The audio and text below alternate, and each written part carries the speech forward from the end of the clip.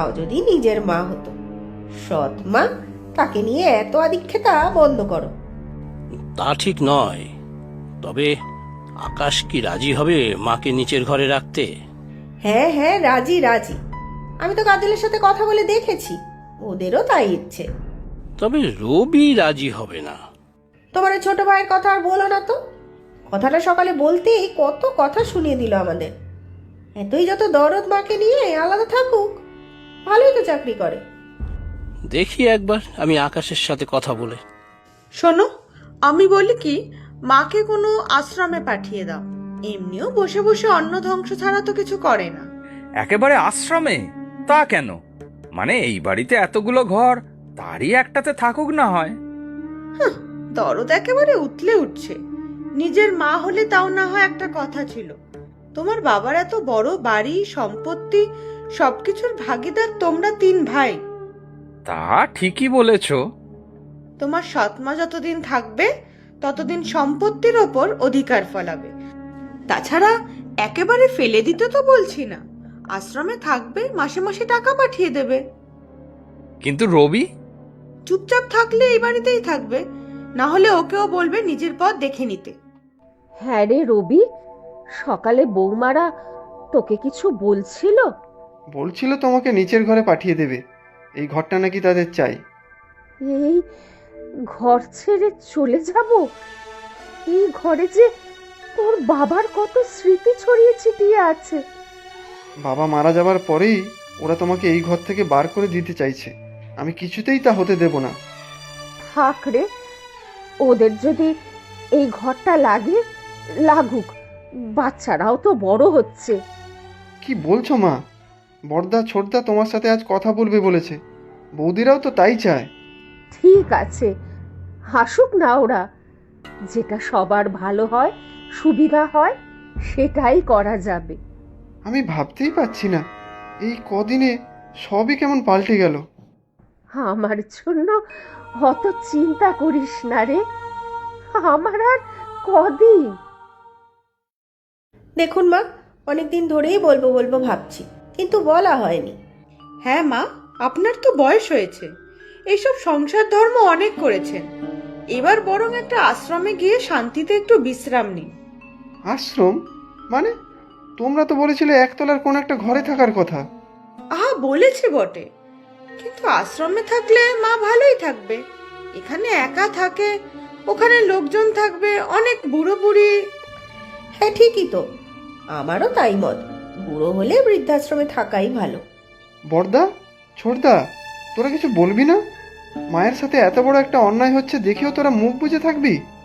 আহ রবি, থাক না, ওরা যা চাইছে তাই হবে। দেখ রবি, মায়ের তো আপত্তি নেই, আর এখানে সবসময় মায়ের দেখাশোনার জন্য তো কারো পক্ষে বসে থাকা সম্ভব নয়। তাই বলে আশ্রম? আমরা নিজের লোক, আমাদের কাছে মা সেফ। আশ্রমে বাইরের লোক সবাই, মা সবার সাথে থাকবে কি করে? সে তো একটু মানিয়ে নিতেই হবে। আমরাও তো এতদিন কত কষ্ট করে মানিয়ে নিয়েছি এই বাড়িতে। তোমরা ঠিকই বলেছ, আমিও বুঝতে পেরেছি এ বাড়িতে আমার আর কোনো স্থান নেই, মান সম্মান তো নেই। আমার বড় 2 ছেলেও তো দেখছি এটাই চায়।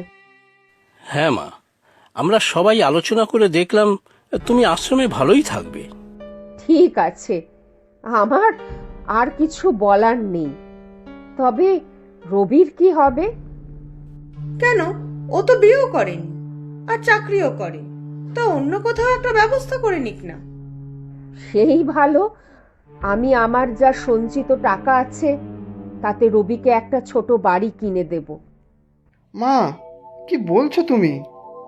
হ্যাঁ রে, আমি না হয় বৃদ্ধাশ্রমে কোনোভাবে কাটিয়ে নেব, তোর একটা মাথা গোজার জায়গা তো দরকার। হ্যাঁ, তাহলে ভালোই হবে। আমরা 2 যা পুরো বাড়িটা আধা আধি ভাগ করে নিতে পারবো, তাই না রে কাজল? হ্যাঁ দিদি, পুরো বাড়িটাতেই আমরা দুজন।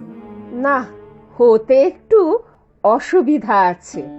আবার কি অসুবিধা মা? কোনো অসুবিধা হলে আমরাই দেখে নেব। আপনারা দুজন কবে যাবেন দেখুন, আমাদের তো আবার সব ঝাড়পোছ করে শিফট করতে হবে। সে আমরা চলেই যাব, তবে বললাম না একটু অসুবিধা আছে। এই বাড়ির উইল তোমার বাবা নিজের হাতে করে গিয়েছেন। কেন, কি আছে সেই উইলে? উইলে লেখা আছে স্পষ্টভাবে যে এই বাড়ি তোমরা 3 ভাই ভোগ করতে পারবে। তবে আমাকে যদি কোথাও পাঠিয়ে দাও, যেমন আত্মীয়ের বাড়ি বা বৃদ্ধাশ্রম, তবে এই বাড়ি সম্পূর্ণভাবে তাদের হস্তান্তরিত করা হবে।